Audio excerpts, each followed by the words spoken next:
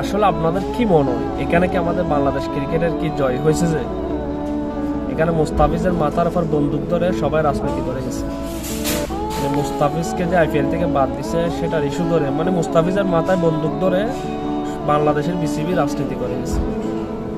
পাকিস্তানের সাথে ভারতের কেমন সম্পর্ক এটা পুরা দুনিয়া জানে। এরপরও পাকিস্তান কোনোদিন ভারতের সাথে ম্যাচ বয়কট করে নাই।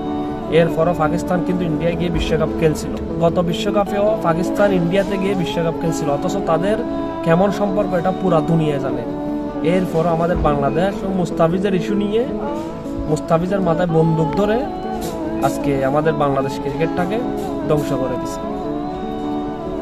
আমি আমার ব্যক্তিগত মতামত থেকে বলতেছি, আমার মতামত বাংলাদেশ বিশ্বকাপ খেলা দরকার। এখন আপনাদের কি মতামত সেটা তো আমি জানি না। আমি আমার ব্যক্তিগত মতামত থেকে আমি বলতে চাচ্ছি যে বাংলাদেশ ক্রিকেট বিশ্বকাপ খেলা দরকার ছিল। ইন্ডিয়াতে খেলতে গিয়ে এত আপত্তি থাকতো, বা আপনারা বলতেছেন যে শ্রীলঙ্কায় গিয়ে খেলবেন, শ্রীলঙ্কার বুটে তো আপনাদেরকে বুট দেয় নাই, তাহলে আপনারা খেলবেন কোথায়? আপনারা বলতেছেন যে কি শ্রীলঙ্কায় গিয়ে খেলবেন, শ্রীলঙ্কার বুটও তো আপনাদেরকে বুট দেয় নাই। আসলে বাংলাদেশ বিসিবিও বর্তমানে ক্যামেরার সামনে এসে মানে দেশের জনগণের আবেগ নিয়ে কিভাবে কি করতে হয় সেটা ওদের ভালো করে জানা আছে। সেজন্য এখনো পর্যন্ত বলতেছে যে আমরা বিশ্বকাপের খেলায় আসি, আমরা বিশ্বকাপ খেলতে চাই, আমরা শ্রীলঙ্কায় খেলতে চাই, আইসিসিকে আমরা আমরা চাই আমাদেরকে শ্রীলঙ্কায় খেলতে দিই। শ্রীলঙ্কাও তো বুট দেয় নাই যে আপনারা যে বিশ্বকাপ খেলবে, শ্রীলঙ্কাও তো বুট দেয় নাই। কথা হচ্ছে কি জানে, কথা হচ্ছে যে কি বাংলাদেশে আবেগ নিয়ে খেলা হচ্ছে।